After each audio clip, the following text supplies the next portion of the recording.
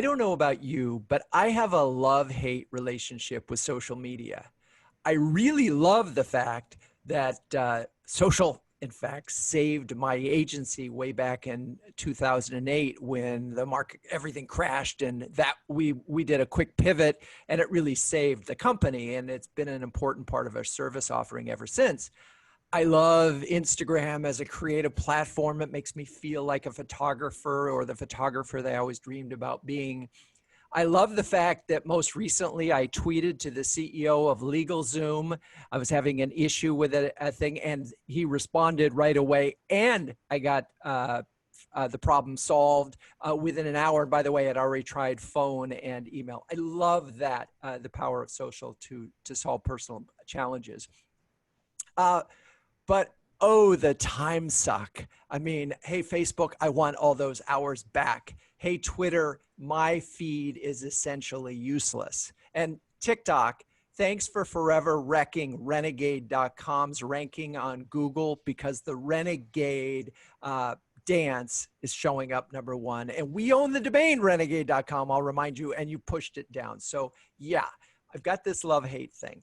So now, regardless of my personal predilections, as an advisor to B2B marketers, I've monitored how social media has come in and out of favor since the early days of LinkedIn and Facebook.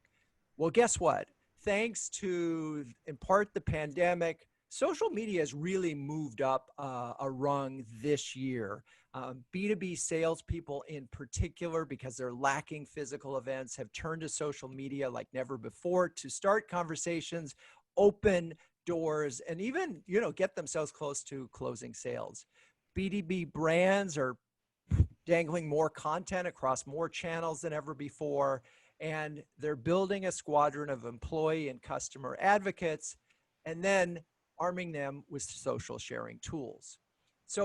And these same marketers are using paid social to drive awareness, generate leads, and attract recruits. And just to be clear, I'm talking B2B marketers are spending big on things like LinkedIn and even Facebook to drive not just awareness, but leads. So meanwhile, customers are providing real-time feedback on social for B2B brands, and these prospects of yours are literally reading that and digesting it. So social media touches all these aspects of a business, and B2B marketers ignore it at their peril. Which finally gets me to our guest today, Jamie Gilpin, who is the CMO of Sprout Social, one of the leading social media management platforms. Hi, Jamie. Welcome to the show. Thanks, Drew. Excited to be here, and that was an amazing introduction. I don't know if I can add any more. You said it all. Oh, we have so many things to talk about. But since I went personal with my favorite platform, what's your favorite social platform? Oh, my favorite, and I would agree from a personal perspective, I do have a little bit of a love and frustration. I won't say hate, because I do love it more than I am frustrated. And because you and I are probably part of the 62% of people that are going to social more than they ever have before. And for me, it's about the connection. It's about keeping up with my family members. I've got 35 plus first cousins. Oh my gosh. About 20 aunts and uncles. So yeah, there's a lot and in all different states, a lot to keep up with. I would say right now, my favorite platform, similar to you, I think you said, is Instagram. Partly because it feels still a little bit light. My Facebook feed is getting a little heavy, coming up with the ensuing things to come in November. So Instagram is definitely my go-to. Yeah, I follow a number of professional photographers. So to me, it is literally an escape. And I love it. And, a few minutes on Instagram, and I feel like I've been all the way around the world, seeing some beautiful things, a lot of nature in my feed. So do you have a least favorite? I don't have a least favorite. I would say, probably similar to some of the memes, like the different headshots that you have for each of your social, like I use each of them differently. So Twitter would definitely be, and LinkedIn to some degree, my go-to from a professional perspective. And that's fun too, actually. I follow some pretty funny people. And then, I don't know, probably not my least favorite, but probably one I'm just still trying to figure out is TikTok. Very entertaining. I am more of a lurker there than a Right. content creator. So not my least favorite, but one I'm still just trying to figure out. Well, I mean, the whole crossover with TikTok to advertising and ocean spray and music. I mean, that whole thing. I mean, it really is probably closer to driving culture right now than any brand I've seen in a long time. It's phenomenal how that and it just I saw a feature on Mick, I think Fleetwood, from Fleetwood Mac or one of the others, who actually now is doing that same take with the ocean spray, singing his song from 50 years ago. It's incredible. It's amazing. Anyway, so as I think about social, personally, it's very easy. Professionally, I have a strategy for that. Talk a little bit about your use of, as a professional, your use of social, just on an individual level, as opposed to before we get to how Sprout uses it. Sure. So as a professional, and you know, the part of the reason for sort of the love frustration part with social for me is I'm a bit of an introverted extrovert. And so I definitely get a ton of my energy from talking to people like you, and this is and working through and brainstorming. But I also need that time to just be on my own. And part of that is I don't really I'm not a bragger, right? I'm sort of more humble in that sense. And so, but I've had to. Especially as a CMO, you know, CMO before this of a Series C, B2B brand, software brand before that, you know, VP at Career Builder for a long time. And I realized that a big part of our brand was very much connected to me as the head of marketing. And so I had to get out of my comfort zone and start posting a bit more, not just about, and it's easier for me not to post about myself. And so the way I really use social, especially from a professional perspective, and you can see this on LinkedIn or my Twitter, is really about promoting all of our content, because we have amazingly rich content, especially for my peer group in marketing. And it's also around, for me, you know, giving accolades to my team. There's an employment brand piece of it. When I think about, and you mentioned this before in recruits, we are growing. We are growing as a company. We are growing as a marketing team. And so my ability to digitally network with powerhouse marketing professionals is also mission critical to my ability to execute and be successful in my role. So those are probably the three areas I would say are most: building the brand, promoting our own content and our people, and then recruiting. And so it's so interesting. And for the CMOs that are listening to this show, if you're not spending any time on social, shame on you. And I'm going to say that for a couple of reasons. One, you can learn a tremendous amount about what's going on. You could follow someone like Jamie and figure out what's going on in social. But two, the time to be thinking about your personal brand is not when you decide you need to look for a new job. The time to be thinking about your personal brand is when you have a job.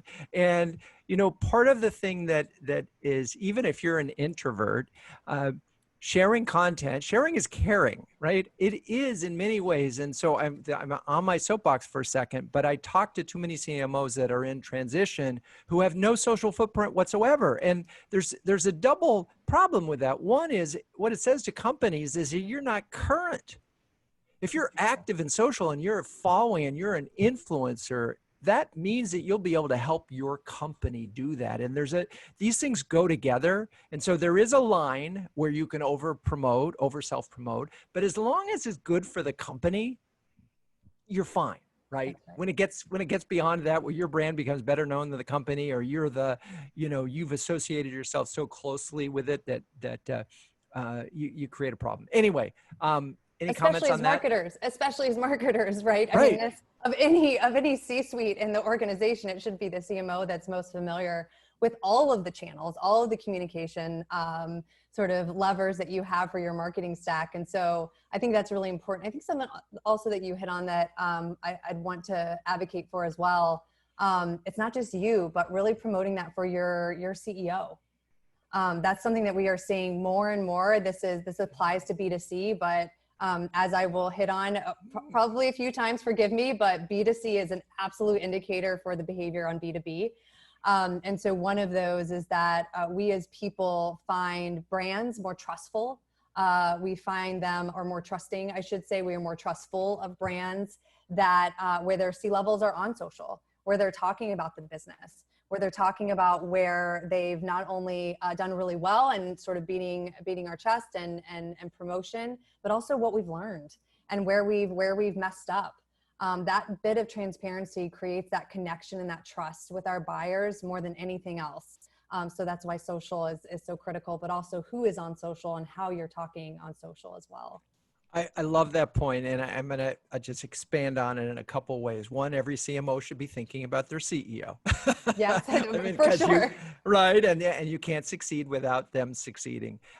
Two, and one of the things that I've noticed is if we post the same exact thing on my personal channel versus Renegade channel, my channel always gets engagement. And so when you talk to other CMOs at social platforms, the truth is we humans like to follow humans and believe humans. And so if you have a CEO who's representing your brand and is articulate, it's gonna go a lot further as long as they're talking like a human, right? And this is where I think the big fail in social media is that brands put out content and talk like they don't talk like people.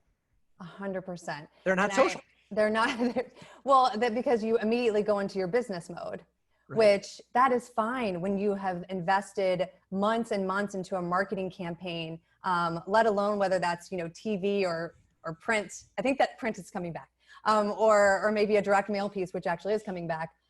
You're going to spend time that's going to be professional. That is extremely important, that's very thoughtful. Social is your channel to be a human. Social is your channel to be truly authentic and connect with your buyers, with your customers in a more meaningful way. And if anything, I'm going to try not to go on a soapbox, but if anything that we have learned in these last, 6 months since March 13th, I'll never forget that date of 2020. Anything that we have learned in this is that connection, and when we are physically not able to connect, this idea of what digital can actually do for us as people, but more importantly, how we can really, and I don't mean this in an opportunistic way, but really leverage this as brands and as companies to create more meaningful connection and relationships with our customers than we ever have before at scale. I mean, this is the opportunity with social. It's that scale point. Our sales people obviously are creating great relationships, but do we have to depend on a great salesperson to have a great relationships with our customers, or can we build that? Can we build that as a marketing function? So, all right, I'm off of that, but I'll probably get back on it. Yes, you will. Okay, we're going to take a quick break, and when we come back, we're going to keep talking social and how it fits into the larger marketing world. So stay with us. Okay, we're back, and we've been talking about sort of the personal ways that you and I use social. I'm curious, how does social media fit into the overall Sprout social marketing mix? Well, this is not going to be a surprise to anyone listening, but it is a critical part of our entire marketing plan. And the reason for that, one, we do have a benefit of our customers are marketers. And so as we've been talking about, of course, marketers should be more familiar with social than others. That may not always be the case, but that is a little bit of advantage for us. Not to mention, we also, our key user, right, is a social media manager. So very familiar. But what I would press on, especially as a learning for other B2B marketers, one, this playbook worked at Career Builder, where my persona was HR leaders, at Envoy, where it was a Series C software focused on global mobility managers and even general counsel, still a critical part of it. What I would say across all of those organizations is where social fits in based on where you are and where your goals are as a company. For us at Sprout, we are mission focused on our customer as being the center point. And I know every company says that, especially in B2B, especially in software and tech. But that was one thing that really attracted me to Sprout in the first place 2.5 years ago when I joined. One, as a customer of Sprout prior to, but also they're just so authentic. I mean, when we say that our customers are center point, you can see it on social, all of the hashtag Sprout Love that our customers give us. But we absolutely are always thinking about them. So from a customer experience perspective, social has to be part of every single part of the touch points of our customer's journey. From an awareness perspective, I can talk about this because it is public knowledge, but about more than 80% of our new business acquisition actually comes from marketing. And the majority of that comes from a highly efficient inbound engine. And I know we talk about this a lot in B2B, content, right? How that fuels different needs and different organic impressions, right? From a need perspective across personas, but social is a really critical part of that. That is a critical part of our channel for which we promote. We can talk all about publishing. Social is far more than publishing these days. It is an engagement piece. You mentioned reaching out to LegalZoom earlier. That is what B2B buyers are also doing with B2B companies. We see that all the time, asking about a certain feature that's about to be released or a problem that they're having and acting as a customer care. And then the final one that I will say, and I think this is going to be really important for us as B2B CMOs, marketing leaders, but just business-minded people, is take a page from the B2C playbook. B2C has millions, well, large companies, but a big percentage of their marketing budget is spent on research and focus groups and really understanding their buyer at a very intimate level.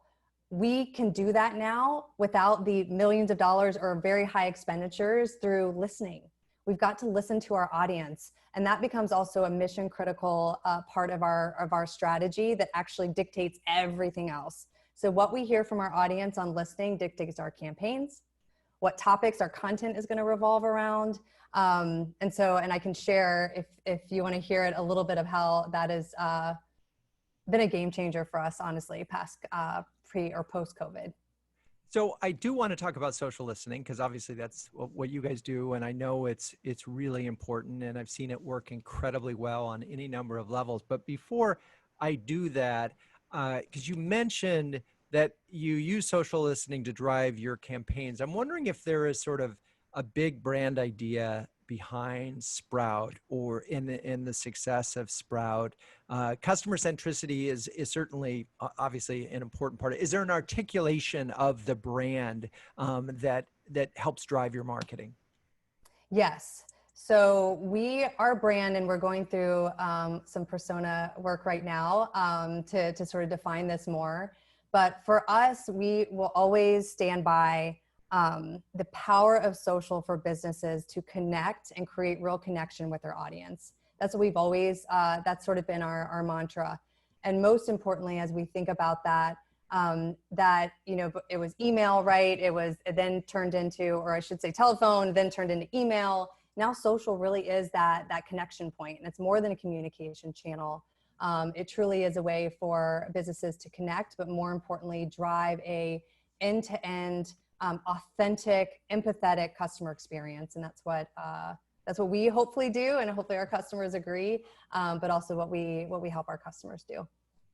So one of the things is, as you were talking, you reminded me, so after 2008, we focused exclusively on social. We had a bunch of social clients. And then a few years later, we had 2 clients who had national advertising agencies who launched national campaigns. And we knew within 24 hours that both of those campaigns would die.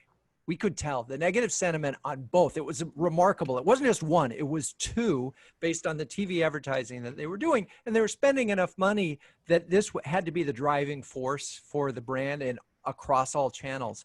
And so it was at that moment we said, okay, I don't want to be in this position as an agency. We need to, and we started spending a lot more time on brand strategy and B2B in particular, because these were B2C companies. And it bothered me because often social is an add-on, it's an afterthought, and it's not at the core of the strategy. So I can connect dots here from your customer-centric, so therefore social listening has to be at the core and social listening has to drive this. But help us understand an example of how you've used social listening to help inform the content that you've created or a marketing campaign? Yeah, sure. So one, I could say that's across all of our campaigns. That example that you just gave for B2C is like one of my worst nightmares.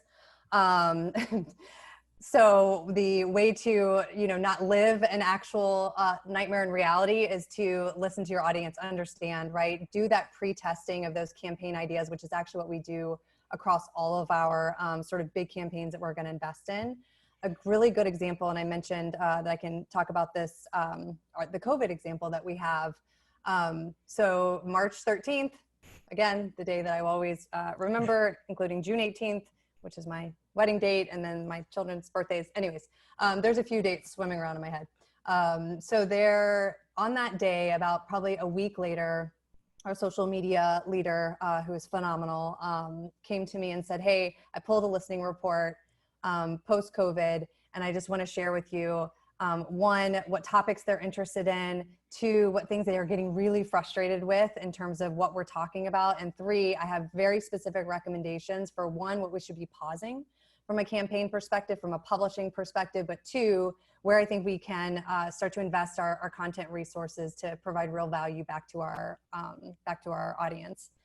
That was data from social that then we took to inform our website, inform how we're talking about Sprout, right? How we are supporting our audience during these incredibly crazy times. And all of that, I mean, we are candidly doing better. You've heard, hopefully, or the audience can hear our earnings reports from the last few quarters, but we are doing better from a lead generation, top of funnel traffic perspective than we ever have. And so I think that shows the power of this data, the power of this insights. And some of it honestly was like, yeah, well, this makes sense. And so some of it was more confirming than sort of like raw insights, but there were actually some very, very important insights. Another one that we used to launch a new awards program for social media managers because they were feeling so burnt out. And this has been by far one of our most successful campaigns. Which we wanted to do anyways because it was the right thing to do, but it also really helped from a awareness and top of funnel perspective.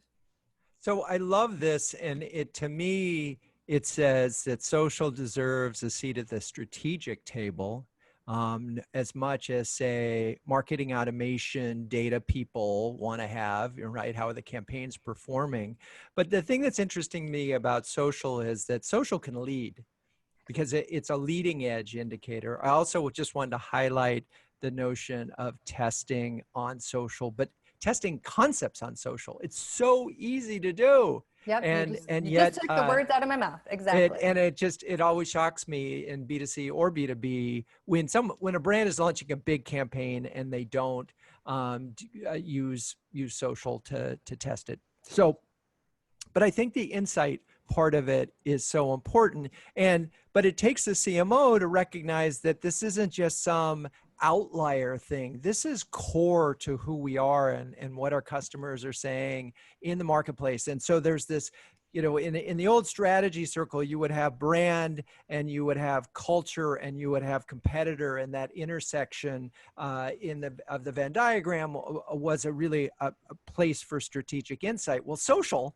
has that ability to sort of do what's going on with your brand, what's going on in culture, and what's going on in that, and they can do it in real time. And I think people forget about that. Is there a specific story? So I'm really interested in COVID in particular, because we've noticed that, advertising never worked, first of all, but that just mentioning COVID, well, first of all, you can't run Google, if you want to do Google display ads, you can't use the word COVID, no. Which is hilarious, but they're helping you in fact. So I'm just curious, what was the insight that you turned into a campaign? Yeah, so there's two, I'll tell you the insight, but you also hit on something just a second ago that I think it's important to sort of double down on. Social has so much data, right? And to that point, it's up to the CMO and really a strong social media leader to glean the insights of that data that are most relevant to your brand. And I'll talk about the key insights and how we use them. But most importantly there is whether it's cultural trends that you're seeing, whether it's audience needs that you're seeing, you will be called out to the carpet, because social also does that. If you are inauthentic in what you're talking about, if you are just latching on to the latest keywords or the biggest themes or brand keywords that you're starting to see in listening, and not have a real, either one, value connection as a company to that thing that you're talking about, or two, something that your product does, right? Like you need to have that connection. So for us, and that's the CMO's job, and that's my job, and this is what I did in this situation. So what we saw is and this is very specific to social media managers, but I would say this is probably across the board. People were feeling burnt out.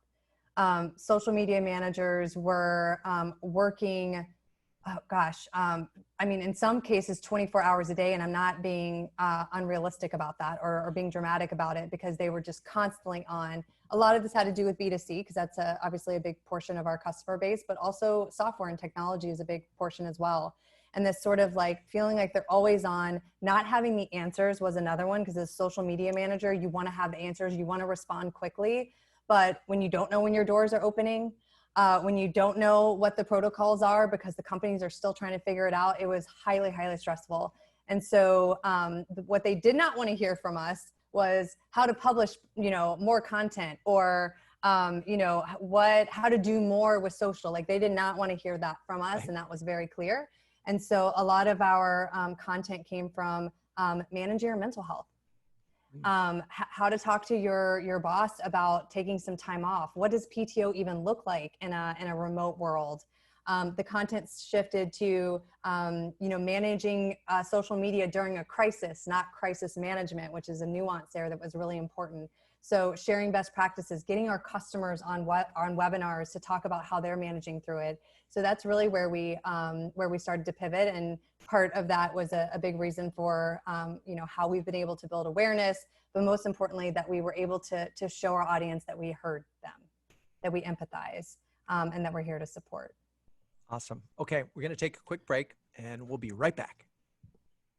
All right, we're back. And as you're talking, I have to marvel. So way back in March 2011, believe it or not, I published a story on Social Media Examiner. This is the one and only story that I wrote, and it's still there. And it was a comparison between Sprout and TweetDeck, which doesn't even exist. And this was so early in Sprout's history that the founder was so excited about the article that he gave us Sprout for free. And believe it or not, we had a free subscription from 2011 until 2020, until your folks finally caught up and went, wait, you've been using it for 9 years for free, don't you think? So in full disclosure, Renegade is now a customer of Sprout Social, so yes, a little free marketing for you all. But we've been fans for a long time, and I imagine that you have a community of fans out there. So let's talk to the folks that don't get it right now. Let's talk to them who are just in B2B land. They think, oh, it's enterprise, it's CEOs, it's CFOs. They're not on social. Why do we need to worry about them? What do you see are sort of the biggest mistakes right now being made in B2B when it comes to social? Yeah. So, first of all, to your point of like, oh, I'm enterprise, right? I sell to enterprise. CEOs are not on social. That may be the case that they don't have a profile, but the numbers are staggering for how many millions of people are on social. And so even from a place that they go to lurk, I said that I lurk on TikTok. There are lots of lurkers in the C-suite of large organizations, because one, they're looking hopefully to social to see those trends, understanding their own brand recognition. All of those things are important. The other one that I would keep in mind, and this is something critical to us, I've talked about consumer being our customers being at our core. In particular, our users are absolutely at our core. And even though, and those are the social media strategist managers, even though a CMO or a VP of marketing, depending on the size of the contract, is the signer, they're not the user of the product. And so when we talk about, especially in B2B, going deep and wide into our accounts and creating that that trust and more importantly, advocacy across the organization, social is such a critical way to do that. And so if I think about, sort of that big takeaway, yes, C-levels are there. Perhaps you don't see them, necessarily interacting, but they are viewing. But most importantly, their employees are absolutely, your users are absolutely on social. And so that ability to connect with them and the channels in which they are already connecting is critical. And, you mentioned that business has been good, knock on wood, the past few quarters. One of the things that I've observed in B2B in general, and the companies that have succeeded in the last 6 months have been very much about they're deemed essential. And the CFO doesn't say no to that because they see the opportunity either to save money or to make money and to do it in a relatively quick period of time. So do you think marketers looking at your tool are seeing analytics right now as essential? Because it's curious. You're right on the cusp there, as opposed to, say, for example, security. I've moved all my people out there. That must have it. Besides security, just anything cloud that keeps your business operational. Obviously, those were essential at the core. You couldn't do business unless you had moved everything to the cloud. But then there's this next level of essential, because otherwise there are so many categories, frankly, where it's just the CFO said 2021. I don't care. I don't need that today. What's helping you, do you think, keep your sales moving even during a pandemic, particularly when B2C's really hurting? Yeah, so I think it's the definition of essential, right? There are safety aspects of essential, there are risk aspects of essential, and then there are opportunity aspects of essential. And when I'm sure we are probably all tired of hearing this. This is like the buzzword, the drinking game buzzword, digital transformation. We've been talking about digital transformation, right, for, as long as I can remember, at least 10 years back, but it's always been the thing that we are talking about. We stopped talking about it and we just had to figure it out. And literally overnight, March 13th, we had to figure it out. And this is across B2C, this is across B2B. For some of us, it was more essential than others because they no longer had retail locations open. They had to figure out their e-commerce way of doing delivery, right? There are certain things that they had to figure out, but that digital transformation is real, and companies had to figure it out. And they were able to because they could shift things like event budget or things like direct mail, because people aren't even in the office right now, to sort of digital aspects of not just their marketing, but really their business strategy. And so because of that, social, and I talk about this a lot, especially for brands that no longer can meet in person, and that's B2B and B2C, social really became the only door open to have those conversations. You mentioned before you couldn't get a contact back from an email or a phone, right, for legal Zoom, but within social is within an hour. That's actually the expectation. All of our data shows it, that consumers really and people on social want a response from a brand within 24 hours. And so that really becomes that customer care point. Again, we've talked about awareness point. It really becomes that critical part of every part of the customer experience that is even more essential from an opportunity perspective today. Yeah, it's well said. I'm going to borrow. I had a conversation the other day with a guest of the show, Rashmi Vittal, who was at Conversica, and she defined the definition for me, which I love, which was pain reliever is essential. A vitamin, not so much, right? But when you think about social media analytics in the context of digital transformation and the fact that all these retailers had to focus on e-commerce, and once they had to focus on e-commerce, they need to spend more time on social, it totally makes sense. So I appreciate that. And I would suspect that in B2B, they've been slower to pick up on that. In some way, it depends. I'll give you the MBA answer. It really does depend. I think depending on how, as we've talked about, sort of how social your current audience is, that has an indicator of how quickly B2B has changed. But if I look at our, segmentation across our customer base, it is still, technology, software, B2B brands are still a very important part of our entire customer community. So, but to your point, I think it can be assumed that in general, B2B is a bit behind B2C. But I think this is one area where it can be, it's a little bit more prioritized than others.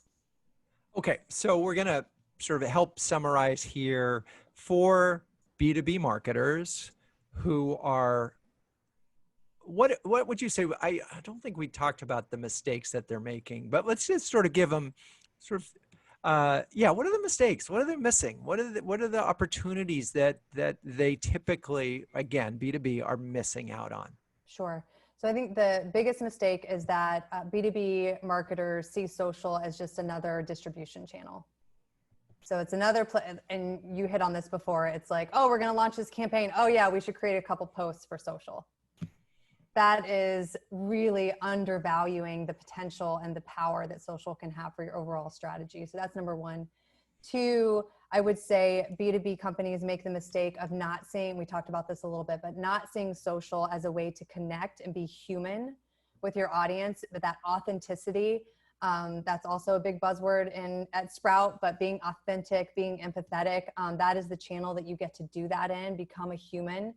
And take that part of the brand to an important level with your audience. So those are probably the two. Inauthenticity is a big mistake. Seeing social, it's still important from a posting and publishing perspective, but seeing that as the only sort of use case for it are probably the two. And then the other, I would say, is not properly staffing.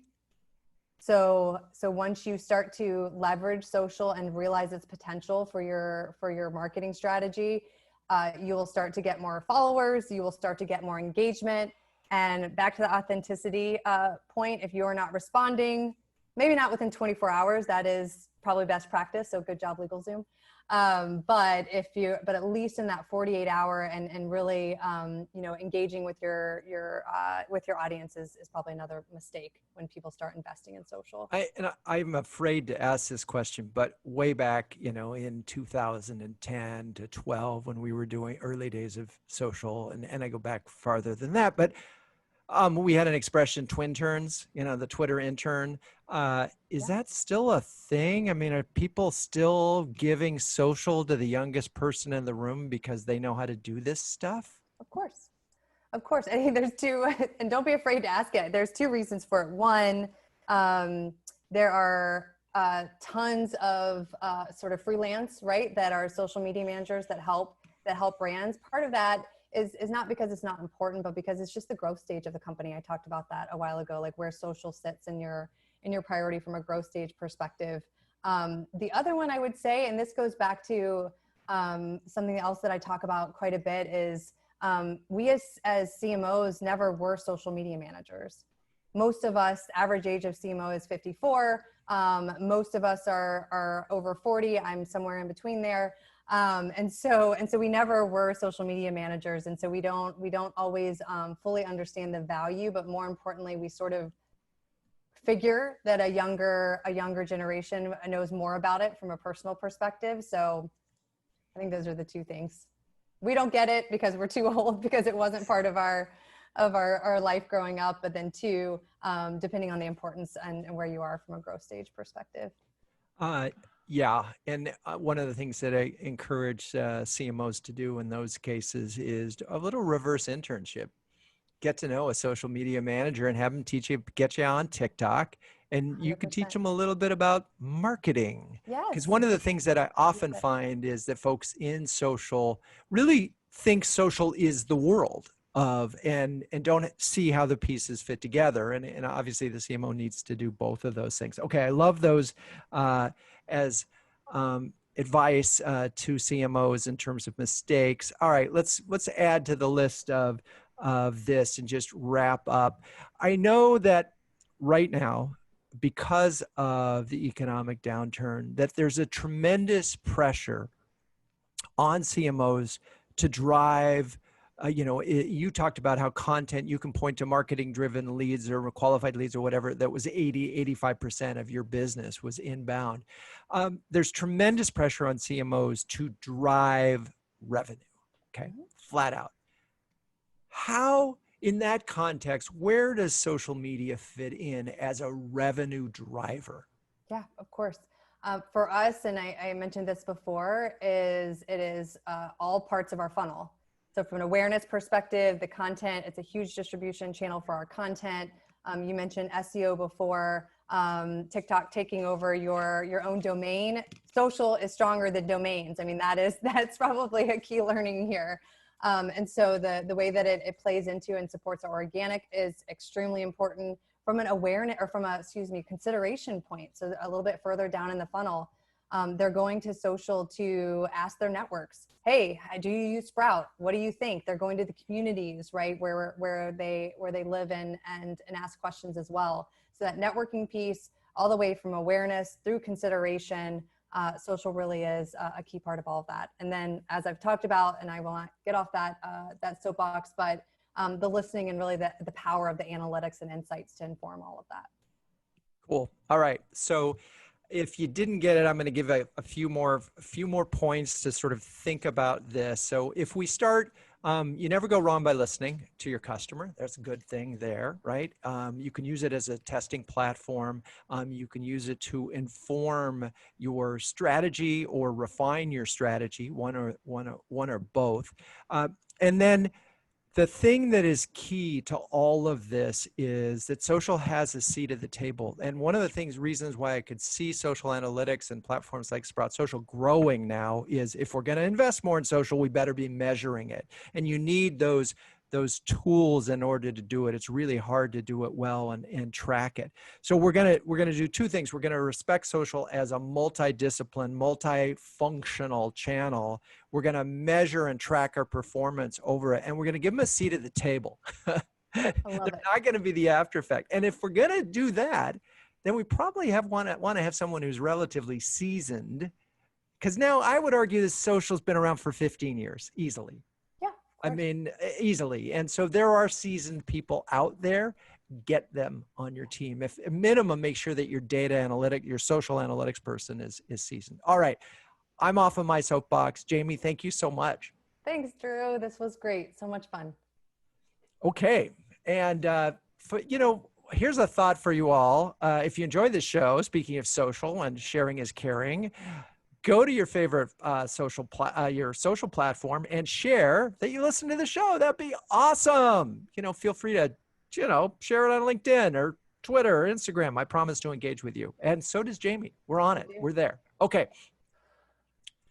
Renegade Thinkers Unite is written and directed by Drew Neisser. Hey, that's me. Audio production is by Sam Beck. The show notes are written by Melissa Caffrey. The music is by the amazing Burns Twins. The intro voiceover is Linda Cornelius. To find the transcripts of all episodes, suggest future guests, and learn more about quite possibly the best B2B marketing agency in New York City, visit renegade.com. And until next time, keep those renegade thinking caps on and strong.